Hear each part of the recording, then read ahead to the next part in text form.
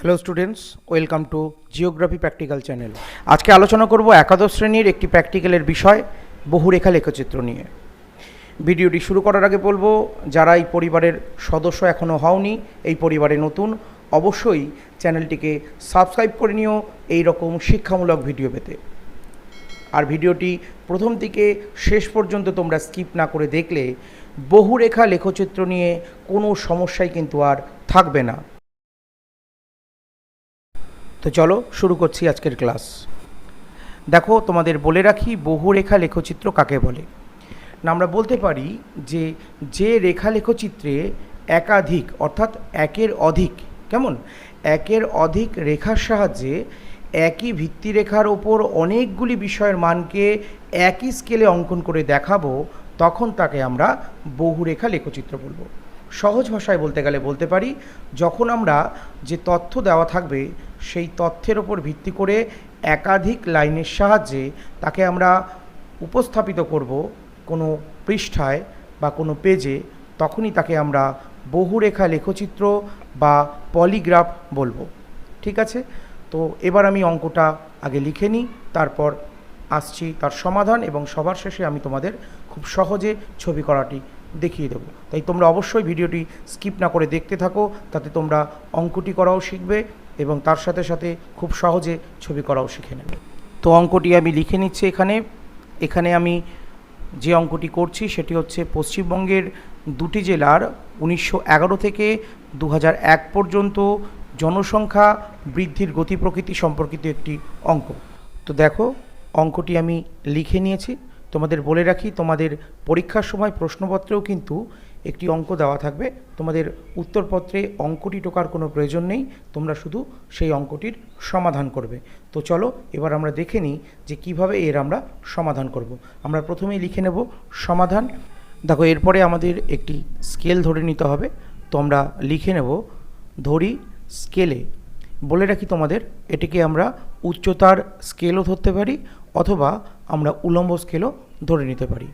আমি স্ল্যাশ দিয়ে উচ্চতার স্কেল এবং উলম্ব স্কেল দুটোই লিখে নিচ্ছি। তো স্কেলে 1 সেমিতে আমরা একটা নির্দিষ্ট পরিমাণ জনসংখ্যা ধরে নেব। তোমাদের বলে রাখি, এইখানে যে পরিসংখ্যান বা ডেটা রয়েছে সেটা লক্ষতে রয়েছে। তো আমরা 1 সেমিতে 10 লক্ষ জনসংখ্যা ধরে নেব। দেখো, তোমাদের বলে রাখি যে সবসময় 10 লক্ষ ধরতে হবে এমন কোনো ব্যাপার নয়। যেরকম ডেটা থাকবে সেই হিসেবেই তোমরা জনসংখ্যা বা যাই থাকুক সেই ডেটাটাকে ধরে নেবে। তো এবার আমরা একটি সমাধান ছক করব। তো সেই সমাধান ছকে প্রথমে আমাদের বছর লিখে নিতে হবে। তো আমরা বছর লিখে নেব। তারপরে আমরা 1911 থেকে 2001 পর্যন্ত বছরগুলোকে তুলে নেব এক এক করে সব কটা। তারপর জেলা দুটোর নাম লিখে নেব। এবার দেখো, অঙ্কতে যে পরিসংখ্যান রয়েছে সেই পরিসংখ্যাকে আমরা স্কেল যা ধরেছি সেই দিয়ে ভাগ করতে হবে। তাহলে আমাদের প্রথমে দাঁড়াবে 1.53, তারপরে দাঁড়াবে 1.54। এবার দেখো কি করে আমরা এটা পাচ্ছি সেটাও তোমাদের বলে দিই।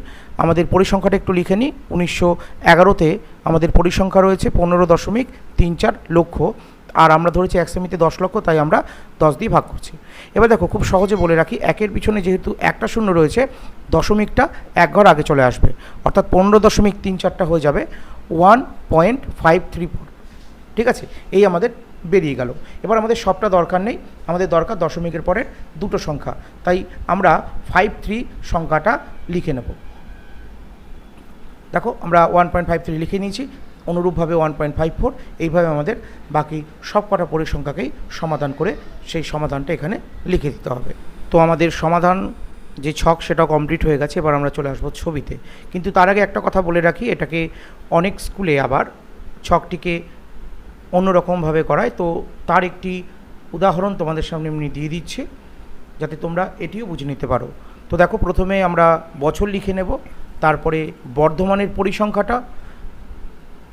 তাহলে আমি বছর একটা দিয়ে দেখাচ্ছি তোমাদেরকে। প্রথমে আমি 1911 সালের পরিসংখ্যাটা দিয়ে শুধু দেখাবো। তো বছর লিখে নিয়েছি। এবার বর্ধমানের যে পরিসংখ্যা রয়েছে সেই পরিসংখ্যাটা আমি এখানে লিখে দেবো, না 15.34। এরপর দেখো, আমি 1 সেমিতে 10 লক্ষ জন ধরেছিলাম, সেই অনুযায়ী আমি এটাকে ভাগ করে লিখে দেবো 1.53। একইভাবে আমরা বাঁকুড়াটাও বের করে নেব এবং এইভাবে আমরা বাকি সব কটা ঘরের পরিসংখ্যানই কিন্তু বের করে নিতে পারবো। যাই হোক, আমি আর করছি না। তো দেখো আমাদের এখানে কিন্তু দুটো এক্সট্রা ছক করতে হচ্ছে, একটা বর্ধমানের একটা বাঁকুড়ার। তো আমরা চাইলে দুটো ছকে করতে পারি, অথবা চাইলে এভাবে 4টে ছকেই করতে পারি, কিন্তু আমরা স্কেল যা ধরবো তাই দিয়ে আমাদের করতে হবে। দেখো সমাধান ছকের বর্ধমান ও বাঁকুড়া যে জেলা দুটো লিখেছি তার পাশে আমি ব্র্যাকেটে সেন্টিমিটার কথাটা লিখে দেবো, কারণ যে ডেটাগুলো আমরা পেয়েছি সেগুলো সবই সেন্টিমিটারে। এবার চলে আসছি আমরা ছবিতে। একটি গ্রাফ পেজ আমি নিয়ে নিয়েছি, এটিকে আমরা সেন্টিমিটার বা অনেকে মিলিমিটার গ্রাফ পেজও বলে থাকি। তো যাই হোক, সেটি আমি নিয়ে নিয়েছি এবং তারপরে আমি একটি দাগ কেটে নেবো এখানে। কত সেন্টিমিটারে? 9 সেন্টিমিটারে। তো চলো দাগ কেটে নিই। তো 9 সেন্টিমিটারের একটা অনুভূমিক স্কেল কেটে নিলাম। কেন 9 সেন্টিমিটারে কাটলাম? দেখো আমার এখানে মোট 10টি ঘর রয়েছে, 1 2 3 4 5 6 7 8 9 10।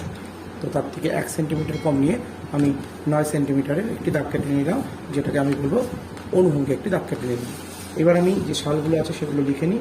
প্রথম ঘর থেকে বসানো শুরু করব। তো প্রথম ঘরে লিখব 1911, তারপরে 1921, এইভাবে প্রত্যেকটাতে লিখব 1931,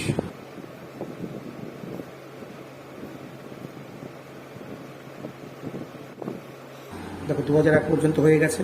এইবার চলে আসছে উলম্ব স্কেল আমাকে নিতে হবে। এখানে দেখবো আমি সর্বোচ্চ মাপ কত আসছে, আমার এসছে 6.21, অর্থাৎ আমি একটা উলম্ব স্কেল মাপ নেব 7 সেন্টিমিটার। এদিকেও 7 সেন্টিমিটার নেব, এদিকেও 7 সেন্টিমিটার নেব। বলে রাখি এখানে যা মাপ থাকবে, যতটা মাপ থাকবে তারপরের পূর্ণ সংখ্যাটা নিলে আমাদের ছবি করার ক্ষেত্রে সুবিধা হয়। কখনোই কম হবে না, অর্থাৎ 6 হবে না, সবসময় এর পরে যে পূর্ণ সংখ্যা আছে মিনিমাম সেটা নিতে হবে। তো আমরা 7 সেন্টিমিটারের একটি দুদিকে দাগ কেটে নেব। এদিকে একটি 7 সেন্টিমিটারের দাগ এবং ওদিকেও একটি 7 সেন্টিমিটারের দাগ।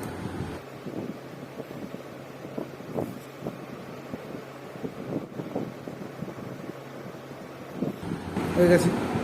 দেখো এবার আমরা এই উলম্ব স্কেলে 1 সেমি সমান যত ধরেছি সেই হিসেবে উলম্ব স্কেলটা লিখে নিতে পারি, কিন্তু তাতে অনেক সময় তোমাদের ভুল হয়ে যেতে পারে। তাই আমরা আগে ছবিটা কমপ্লিট করে নিই, তারপর উলম্ব স্কেলের মানটা লিখব। এবার দেখো বর্ধমানটা আমি আগে করবো। বর্ধমান 1911-তে কত আছে? 1.53। বর্ধমানের এই 1.53 1911-তে বসে আমি মানটা করে নেব। তাহলে এটা হচ্ছে 1 সেন্টিমিটারের ঘর, এখান থেকে এতটা 1 সেন্টিমিটার, এটা হচ্ছে 0.5। দেখো 1.53 আছে, তো যেহেতু 53 আছে সেই জন্য আমি 1.5-এ পয়েন্ট করবো। পয়েন্ট করে তার সঙ্গে একটা রাউন্ডে গোল করে দিলাম, ঠিক আছে। তারপরে একটা 1921 দেখো আছে 1.54, এখানেও 54 আছে বলে আমি 1.54 আছে বলে 1.5-এ পয়েন্ট করলাম। তারপরে দেখো 1.57 আছে। বলে রাখি, যদি দশমিকের পরের সংখ্যাটা, যদি দশমিকের পরের সংখ্যাটা, এই সংখ্যাটা যদি 5 বা তার বেশি হয় তাহলে আগের সঙ্গে 1 যোগ করে নিতে হবে, ঠিক আছে। অর্থাৎ এখানে আমার 1.57 আছে যেটা সেটাই আছে, কিন্তু আমি যখন গ্রাফে তুলবো তখন এটা কত তুলবো? 1.6, ঠিক আছে। তাহলে আমি এখানে 1.6-এ পয়েন্ট করে নেব। ছোট একটি 0.5-এর পর আরও একটি ছোট ঘর দেখতে পাচ্ছ আশা করি, কেমন। তারপরে 1.89 আছে, 1.89 আছে, এটা তাহলে আমি কত নেব? 1.9। তারপরে আছে 2.19 দেখতে পাচ্ছ, তো আমরা নেব 2.2। তবে কেন 2.2 নিলাম খেয়াল করো, যেটা বলছিলাম এখানে দেখো 9 আছে, তাহলে যেহেতু 5-এর বেশি আছে এটা, সেজন্য আগের সঙ্গে 1 যোগ করে নিলাম, 2.2 হয়ে গেল। এক্ষেত্রে কত হবে? 3.08 আছে, তাহলে যেহেতু 8 আছে 0-র সঙ্গে 1 যোগ হবে, হয়ে যাবে 3.1। তাহলে তারপর এটা নেবো আমি 3.1। তারপর কত নেব দেখো তোমরা নিজেরাই দেখতে পাচ্ছ, 3.9 নেব। তারপর 4.8 নেব।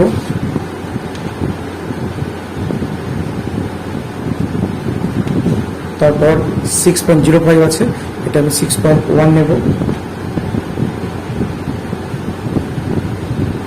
তারপর 6.21 আছে, এটা 6.2 নেব। দিয়ে এটাকে আমি একটি সরল রেখার মাধ্যমে যোগ করে দেবো। যোগটা যখন করবে একটু কেয়ারফুলি করবে। তো আমি পেন দিয়ে করছি, তোমরা পেন্সিল ইউজ করবে। পেন দিয়ে করছি একটাই কারণে, যাতে খুব ভালো করে বোঝা যায়। তো আমি যোগ করে নিচ্ছি দাগটা। একটা জিনিস যোগ করার সময় খেয়াল রাখবে যেন প্রত্যেকটা ডটের মাঝখান দিয়ে অর্থাৎ যে পয়েন্টগুলো করা হয়েছে তাকে যেন শেড করে তারপরে যাবে। দেখো ঠিক এরকম যোগ করার পরে দেখাচ্ছে।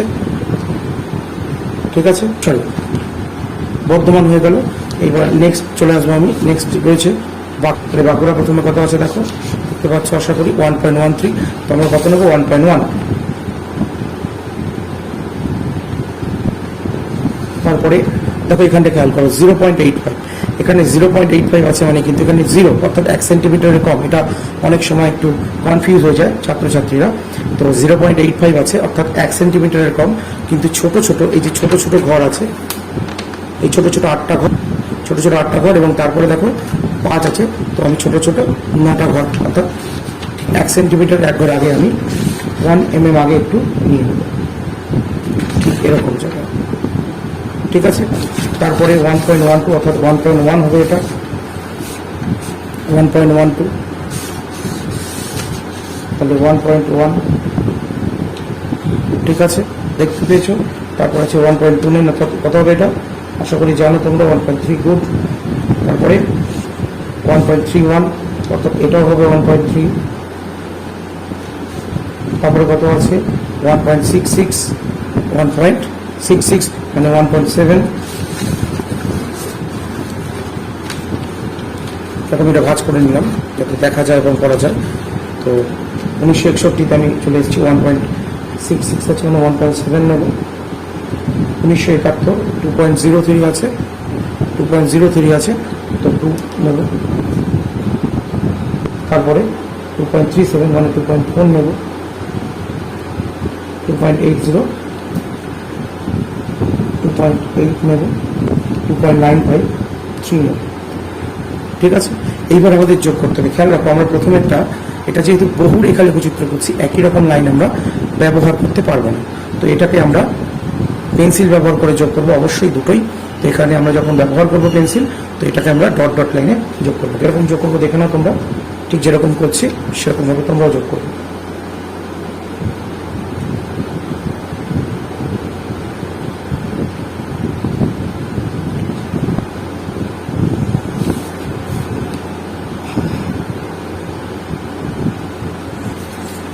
দেখো দেখতে পাচ্ছ ডট ডট লাইনে যোগ করেছি। তো এই হয়ে গেল আমাদের দুটো লাইন হয়ে গেল আমাদের। এবার আমাদের বাকি লেখাগুলো লিখে নিতে হবে। তো চলো লিখে নিই বাকি লেখাগুলো। কী লিখবো দেখো, আমি খাতাটা আনবার কাছে দেখো, আমি 1 সেন্টিমিটারে 10 লক্ষ জন ধরেছিলাম। তো সেজন্য আমরা এখানে 10 লক্ষ করে বাড়াবো। ফার্স্টে আমি 0, 10, 20, 30, 40, 50, 60, 70। একই রকমভাবে এদিকে আমাকে লিখতে হবে, লিখে দিচ্ছি আমি।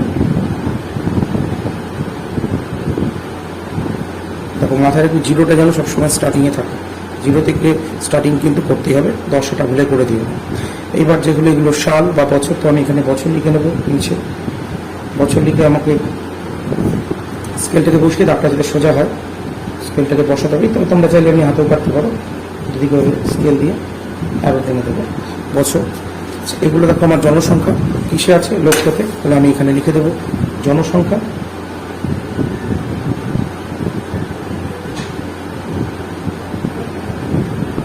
ব্র্যাকেটে লিখে দেবো লক্ষ্যতে। দেখো এটা যেদিকে বাড়ছে উপরের দিকে বাড়ছে, শুধু উপরের দিকে আরো, এখানেও তাই।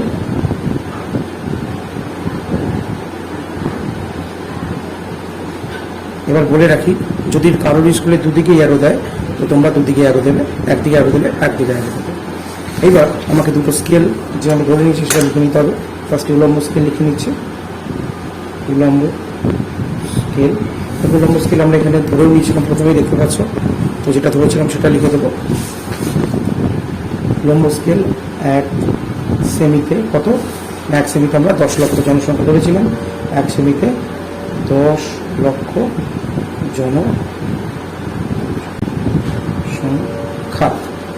ঠিক আছে,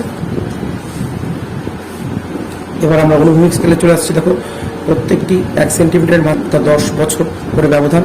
তো এবার অনুভূমিক স্কেলে আমরা লিখে নেব অনুভূমিক স্কেল 1 সেমিতে 10 বছর, ঠিক আছে। আচ্ছা, নেক্সট যেটা করবো, আমাকে ইন্ডেক্স করতে হবে। আমি দুটো লাইনে দুটো জায়গাকে ইন্ডিকেট করেছি, দুটো জেলাকে দেখিয়েছি, তো আমাকে এখানে ইন্ডেক্স করে নিতে হবে। তো কী করবো, আমরা এখানে 2 সেন্টিমিটার একটি দাগ কেটে নেব লম্বায়, আর অনুভূমিকে আমরা সেটাকে 1 সেমি করে নিয়ে নেব।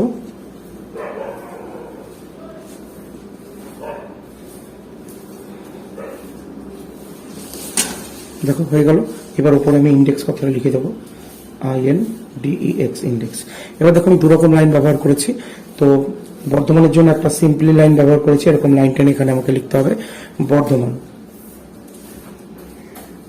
আর ডট ডট লাইন দিয়ে আমি বাঁকুড়াকে দেখেছি, তো এখানে ডট ডট লাইন দিয়ে আমাকে লিখতে হবে বাঁকুড়া। কেমন? এইবার আমাকে গোটাটাকে বক্সের মধ্যে আনতে হবে। তো আগে আমি বক্স করে নিই, তারপর হেডিং করব।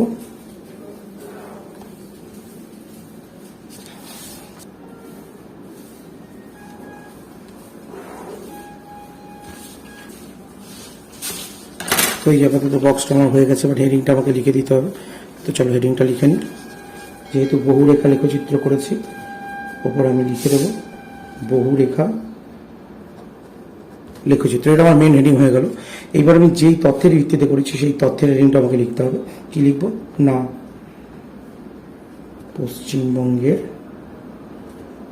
2টি জেলার জনসংখ্যা